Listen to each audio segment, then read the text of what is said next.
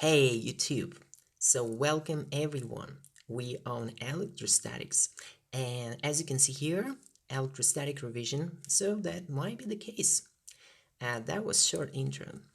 All right, so extended charge bodies. That's the current topic, and we will consider conductors, not insulators, but conductors. All right, so make sure you have some assumed knowledge about what conductors are and what insulators. I just remind you that conductors are substances that have basically elementary charges that are free to move due to external electric field. So that means they're very good um, conductors for the current, right? So that means they do have some free charges, free carriers, which can transfer and transport charges on it. All right. So that's why that's having this in mind, you need to read this question. This problem is actually about interaction of two metallic balls. They're made of the same substance, so they're made of metals, and that's why they're conductors, okay? And they have the same charges in values, okay? It means absolute charge is the same. And the main question is about interaction force between them. Does it depend on opposite charges on two balls, or they are the same in size? Okay, the value one more time, the values of the charges the same. So they also separate in two cases by the same distance. All right, so think about this because this is more qualitative problem. So you can discuss mentally and try to work out a solution.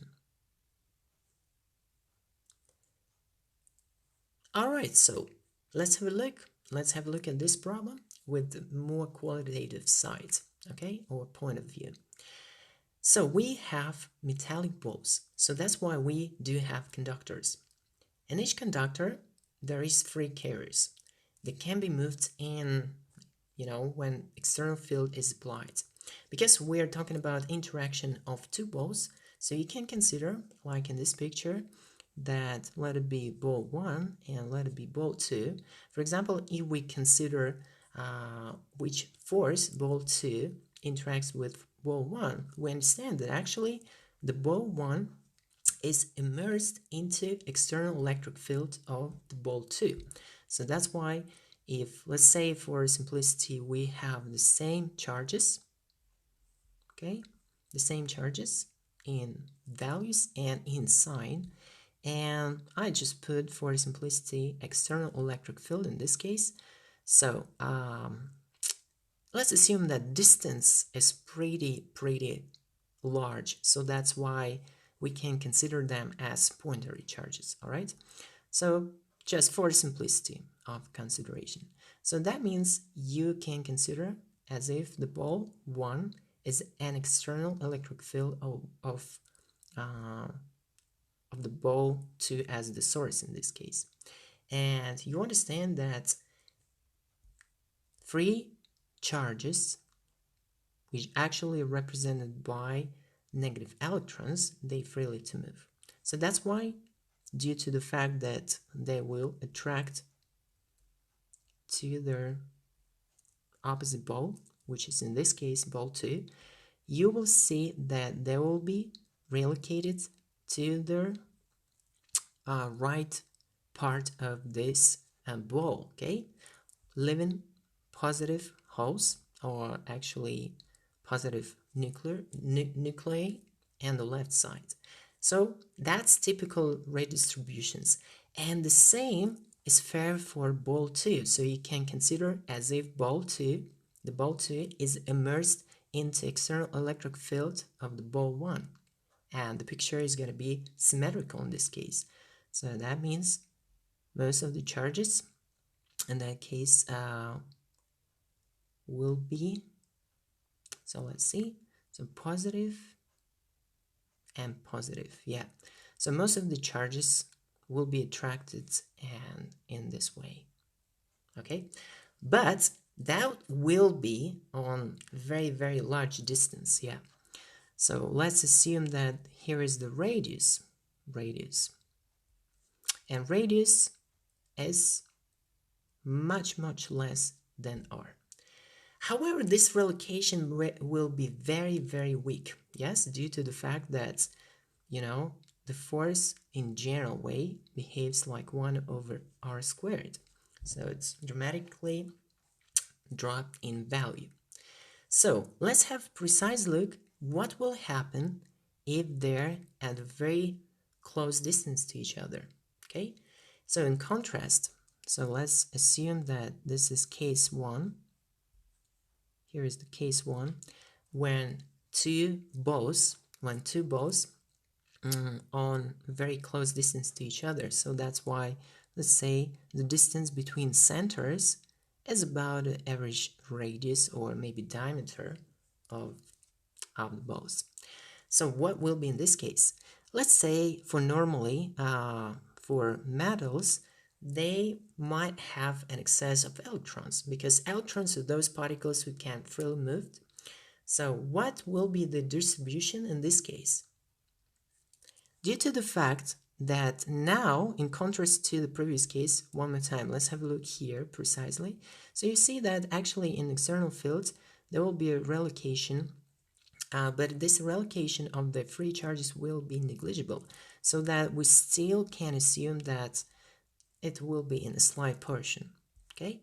In contrast here, what will happen actually? What will happen? Electrons, in this case, due to the same fact, they will be relocated to right boundaries, okay, right part of the balls for each side, for each ball, okay, for ball 1 and for ball 2. So that's going to be definitely an excess and majority of the charge for both balls. So now you can consider interaction of those negative parts, okay, negative charges that actually basically represented by negative charge of q, okay, minus q. They will interact, and because they shifted from the center, now the effective distance of the interaction of those charges is represented by, let's say, distance d. And as you can see in this case, so this distance d, maybe it's better to draw with reds. Okay, so that's distance d in that case is greater than normal distance r. And what can you say about interaction? So the force of interaction still be proportional to 1 over d squared. Okay, so that's why, because the distance greater in that case, you'll get the force of interaction weaker than in normal case, because in normal case you understand that distance r is smaller, hence give a rise up to the force of interaction. All right, so we fixed this result, and let's consider in contrast case 2. So in case 2, we will have, let's say, opposite charges. In this case, it's going to be plus q. In this case, it's going to be minus q. Okay, so what will happen in that case? So that's the distance between centers. However, now what will happen with the charge distribution? In this case, there are electrons. Okay, there is an excess of electrons, and they are here due to attraction to the positive ball, which is ball 1, right? So electrons of ball 2 will be relocated towards the left edge in this case. Okay, what about electrons that's here and ball 1? So they will be somewhere here, while leaving basically nuclei, which are in that case positively charged. And let's have a look. So positive charge q represented by actually nucleus with the lack of electrons, because they left them and they're in this case, and in general you have a shift to the right close to the ball 2, and this part, this positive charge q, is interacting with negative electrons, which represent charge negative q. And as you can see, the effective distance now it's closer, right? Sorry, not closer. The balls are closer, but the distance is smaller. So that's why we can fix this moment and write the same equation, or just put the proportionality sign. So this is inverse proportion to the distance between effective, basically between effective charges. In this case, it gets smaller, hence it raised up for the force. While here, as you can see, the force is weaker. So what can you say? Force in case 1 and force in case 2. Obviously, force in case 1 is going to be smaller than force in case 2. Okay?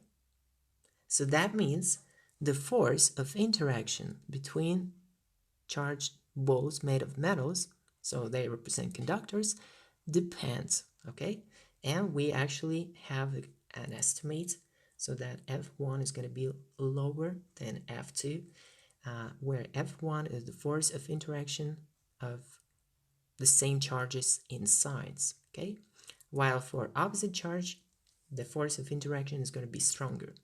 But again, this take an effect when the distance, yes, the distance between centers of the balls is comparatively is basically the same, with the same order of the size of each charged body. Okay, when the distance is greater, like in this case, this effect is negligible, and that's why you can apply Coulomb's formula for spheres, for balls, if they're separated by enough distance. So in other words, you can say that when the distance r between the centers of the charged bodies, even if they're extended, is much greater than average size of interacting bodies.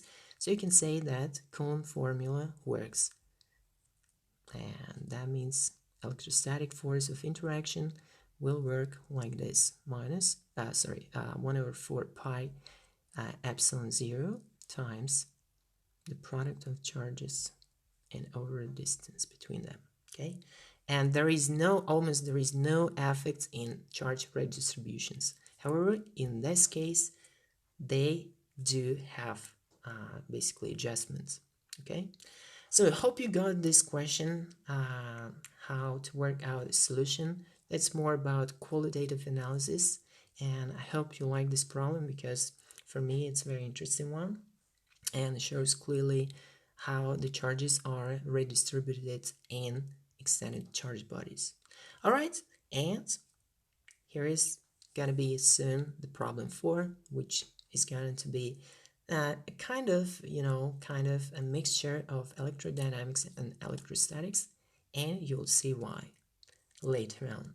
Okay, so thank you for watching, and up to the next episode.